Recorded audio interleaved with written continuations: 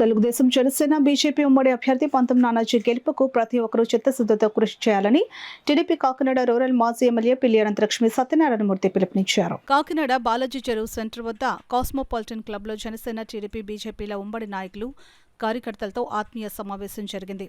ఈ సమావేశంలో పాల్గొన్న టీడీపీ రూరల్ కోఆర్డినేటర్ మాజీ ఎమ్మెల్యే పిల్లి అనంతలక్ష్మి సత్యనారాయణమూర్తి, కోఆర్డినేటర్ కటకంశెట్టి బాబీ, టీడీపీ నాయకులు నులుకుర్తి వెంకటేశ్వరరావు, డాక్టర్ చప్పిడి వెంకటేశ్వరరావులు పాల్గొని మాట్లాడుతూ, రాష్ట్రంలో రాక్షస పాలన పోవాలంటే రాష్ట్రంలో టీడీపీ, జనసేన, బీజేపీ కూటమిని గెలిపించుకోవాల్సిన అవసరం ఎంతైనా ఉందని పిలుపునిచ్చారు. అలాగే కాకినాడ రూరల్ నియోజకవర్గంలో కూటమి అభ్యర్థి అయిన పంతం నానాజీ గెలుపుకు ప్రతి ఒక్కరూ సమన్వయంతో పనిచేసి గెలుపుకు కృషి చేయాలని వారు నాయకులు, కార్యకర్తలకు పిలుపునిచ్చారు. సమావేశంలో జనసేన రూరల్ మండల అధ్యక్షులు కరెడ్ల గోవిందు, నాయకులు సిరంగు శ్రీను, భోగిరెడ్డి కొండబాబు, ముద్రగడ రమేష్, జెడ్పీ మాజీ కోఆప్షన్ సభ్యులు ప్రకాష్ గౌడ్, మహిళా నాయకురాలు పంతం సావిత్రి, పెద్ద సంఖ్యలో పార్టీ నాయకులు, కార్యకర్తలు పాల్గొన్నారు.